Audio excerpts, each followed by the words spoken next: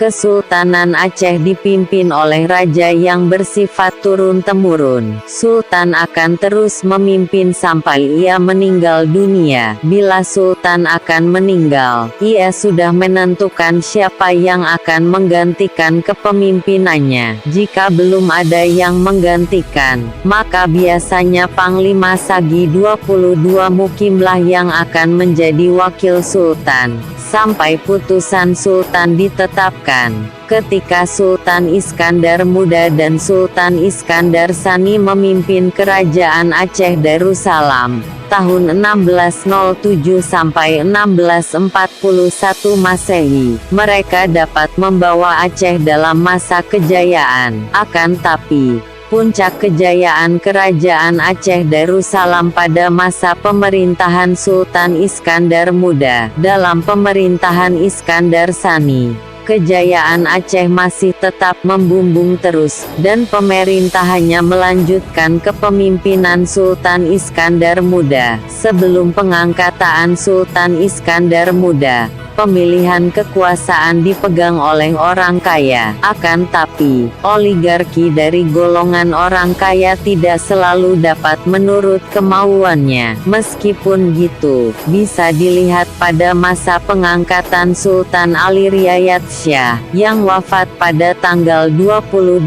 Juni 1589 Masehi. Orang kayalah yang menangani pemilihan Sultan. Mereka menawarkan kekuasaan tertinggi kepada seorang pria yang sudah tua umurnya, yang nantinya bisa dikendalikan oleh golongan orang kaya, dan bakal cepat meninggal. Orang tersebut bernama Alaaddin Riayat Shah. Pada awal masa pemerintahan Sultan Iskandar Muda, kondisi kerajaan belum stabil. Karena bekas perlawanan orang kaya, Sultan Iskandar Muda dalam memulihkan ketertiban dalam negeri, dengan cara menghapuskan perlawanan dari orang kaya, yang dikenal suka memberontak terhadap Sultan. Dalam menghalau oposisi dari orang kaya, Sultan Iskandar Muda menindas pemimpin oposisi, dan memberikan kepercayaan penuh terhadap orang yang dipercayainya. Dalam hal politik,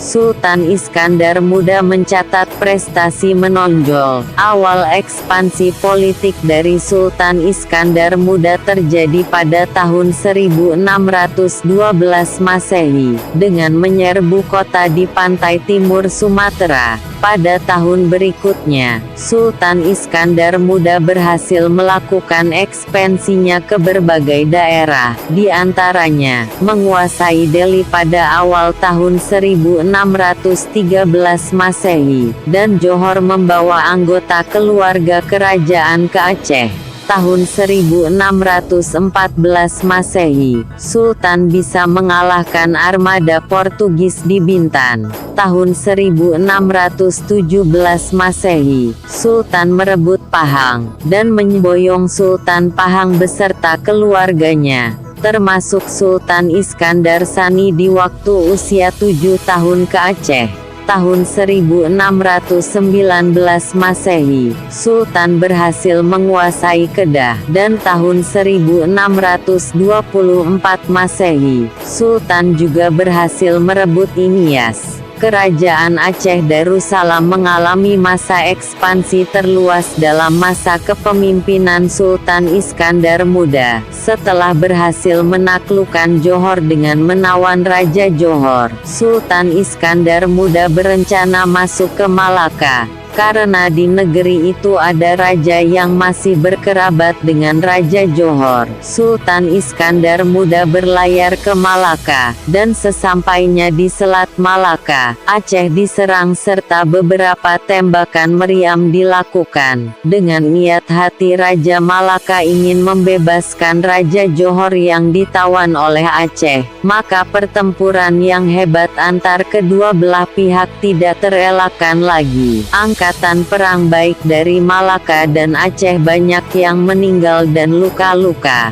Karena perjuangan Aceh yang keras, maka terkepunglah kota Malaka. Panglima dan rakyat Aceh terus menyerang ke dalam kota. Di dalam kota terjadi perlawanan dari Malaka, tapi tidak membutuhkan waktu yang lama. Kota Istana jatuh ke dalam kekuasaan Aceh, dan Raja Malaka melarikan diri. Sultan bermalam di Malaka untuk menunggu Raja Malaka kembali. Dalam waktu 3 bulan, Sultan menunggu dalam negeri Malaka, dan Raja Malaka beserta rakyatnya tidak kunjung kembali. Maka Sultan kembali pulang ke Aceh. Dalam masa kepemimpinannya, Portugis berjaya di Selat Malaka. Dengan berjayanya Portugis, Sultan Iskandar Muda ingin mengusir kekuatan Portugis. Karena ia khawatir negeri di semenanjung Sumatera bisa dikuasainya. Dalam hal ini Portugis merupakan ancaman yang besar. Untuk menghalau kekuasaan Portugis, dengan terpaksa Malaka dan Portugis harus dikalahkan. Rencana menyerang Portugis dan Malaka sudah lama direncanakan oleh Sultan Iskandar Muda. Namun,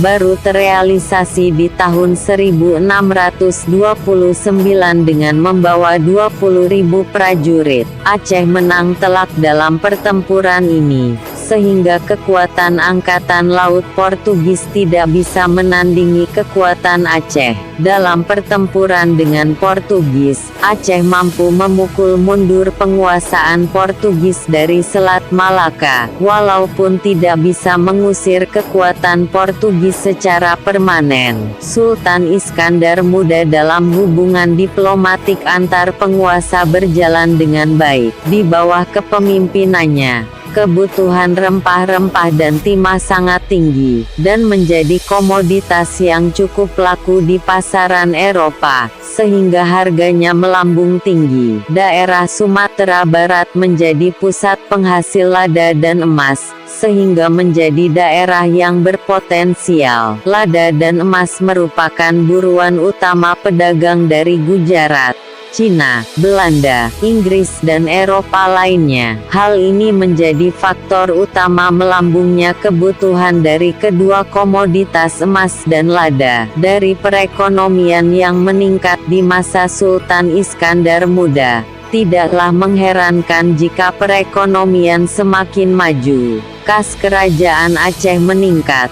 Pembangunan guna angkatan perang semakin lancar, dan pembangunan infrastruktur serta sektor-sektor lain diselenggarakan dengan lancar. Dalam hal militer, Sultan Iskandar Muda membangun pusat pendidikan militer hampir tiap daerah. Karena Sultan Iskandar Muda menanamkan semangat militer Aceh untuk menjaga keamanan dan kenyamanan suatu wilayah. Masa Sultan Iskandar Muda dalam hal militer menjadi kekuatan militer terkuat atas kerajaan-kerajaan jirannya. Masa Sultan Iskandar Muda merupakan masa dalam menghasilkan ulama kaliber internasional yang mencetak seorang sastrawan yang penuh dengan muatan agama maupun spiritual. Sastra yang dihasilkan mampu menyihir para penikmatnya dengan lambaian unik dan khas. Salah satu karya fenomenal dengan pencerahan batin adalah Syair Perahu. Dunia sastra dalam masa Sultan Iskandar Muda adalah masa-masa keemasannya. Salah satu sastrawan agung Aceh dalam masa Sultan Iskandar Muda seperti Hamzah Fansuri dan Syamsuddin As-Sumaterani, mampu membangkitkan sastra serta mendongkrak ilmu tasawuf. Sultan Iskandar Muda mempunyai sebuah putra mahkota, namun tidak banyak keterangan dalam sumber-sumber sejarah. Menurut Beolid, putra dari Sultan Iskandar Muda tidak disukai sama masyarakat Aceh, karena dituduh melakukan tindakan yang tidak terpuji. Sebelum kematian Sultan Iskandar Muda, Sultan telah menghukum mati putranya tersebut. Sultan beranggapan bahwa putranya suatu saat nanti akan berbahaya. kalau putranya menggantikan dirinya. Masyarakat Aceh sendiri tidak ada reaksi dari langkah Sultan menghukum mati puteranya. Sultan Iskandar Muda meninggal dunia tanggal 29 Rajab 1046 Hijrah, atau 27 Desember 1636 Masehi, di usia 46 tahun.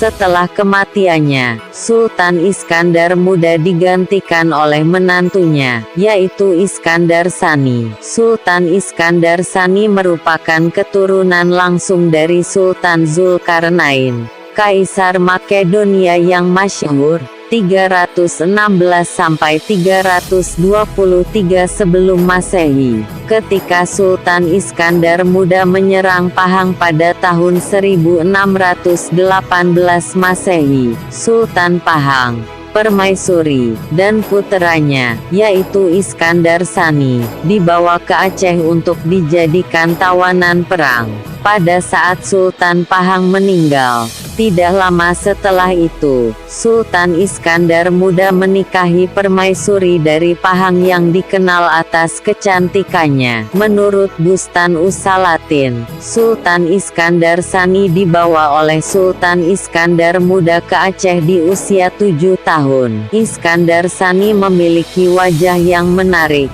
dan disenangi oleh Sultan Iskandar Muda, dan juga keturunan langsung dari Zulkarnain yang masyhur di kala itu. Pada usia 9 tahun ia dinikahkan oleh putri Iskandar Muda yang bernama Tajul Alam Syafiatuddin Syah. Pada usia 10 tahun ia diresmikan menjadi putra mahkota, guna menggantikan Sultan Iskandar Muda ketika meninggal dunia. Sultan Iskandar Sani di usia 25 tahun, ia dinobatkan menjadi Sultan menggantikan Sultan Iskandar Muda. Penobatan dilakukan dengan memakai mahkota keemasan, dan didampingi oleh permaisuri Tajul Alam Syafiatuddin Syah. Dalam kepemimpinannya ia bersikap adil, bijaksana dan pengasih pada rakyat Aceh. Dia juga tidak memperbolehkan bagi anak yang di bawah umur untuk bekerja. Perbuatan terlarang dicegahnya berdasarkan agama.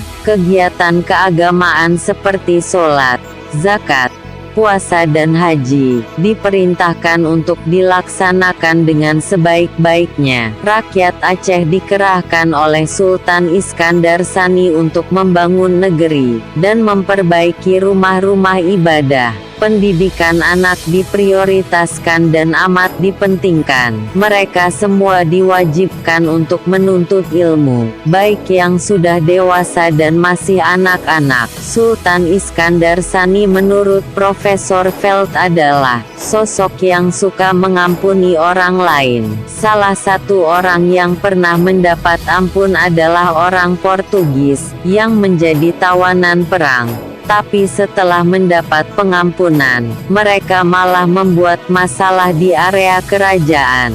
Kemudian mereka pun ditangkap lagi, dan dijatuhi hukuman mati oleh Sultan Iskandar Sani. Sultan Iskandar Sani dalam masa kepemimpinannya lebih lembut, dan tidak memerintah dengan tangan besi. Cara politik yang dilakukan Sultan Iskandar Sani berbeda jauh dengan Sultan Iskandar Muda, yang terkenal keras dan tak kenal damai. Dengan kematian Sultan Iskandar Muda, membuat Belanda membayangkan terbukanya kesempatan yang besar untuk menguasai Malaka. Meskipun muncul suasana baru, Belanda belum bisa melaksanakan keinginannya untuk menguasai Malaka. Belanda dengan bantuan Johor dan dengan kekuatan yang dimilikinya, melaksanakan rencananya untuk menyerang kota yang penting itu. Dengan kehabisan akal dalam melaksanakan nafsunya untuk menguasai Malaka, Jenderal Belanda mendengar bahwa Gubernur Portugis rakus akan harta kekayaan Kemudian Belanda mengadakan perjanjian dengan gubernur Portugis untuk menyerahkan Malaka dengan imbalan 80.000 butir uang logam. Setelah perjanjian diterima, Belanda diperbolehkan masuk ke tengah kota, dan tembakan dilakukan oleh Belanda. Setelah Belanda bisa menerobos ke tengah kota, gubernur Portugis dibunuh. Supaya Belanda tidak membayar 80.000 butir uang logam. Sejak pemerintahan Sultan Iskandar Sani, pendapatan utama Aceh di kawasan Kawai 12 adalah emas. Dalam pertambangan ini Aceh mengalami kemajuan yang cepat. Sultan Iskandar Sani mendirikan masjid yang bernama Baitul Musyahadah pada tahun 1637 Masehi, di Kompleks Istana Kuta Alam. Di masjid ini digunakan sebagai kegiatan belajar mengajar dan perdebatan intelektualitas. Sultan Iskandar Sani turut penting dalam pengembangan ilmu pengetahuan, terutama dalam pembuatan karangan kitab oleh ulama Aceh. Sultan Iskandar Sani banyak disukai oleh ulama Aceh, tapi ia banyak ditentang pemerintahannya oleh kelompok keturunan Sultan Aceh. Mereka menentang karena Sultan Iskandar Sani bukanlah keturunan asli orang Aceh, melainkan keturunan Pahang. Saat di bawah Sultan Iskandar muda di usia 7 tahun, peran Permaisuri Tajul Alam berpengaruh besar dalam menghalau pertentangan pemerintahan terhadap kaum bangsawan Aceh. Sultan Iskandar Sani lahir tahun 1611 di Perak, dan dibawa ke Aceh pada waktu Sultan Iskandar muda membersihkan pengaruh Portugis di Pahang. Sultan Iskandar Sani hanya memerintah selama 5 tahun. Karena di tahun 1641 Sultan meninggal dunia dalam usia 30 tahun, dan tidak meninggalkan ahli waris kerajaan.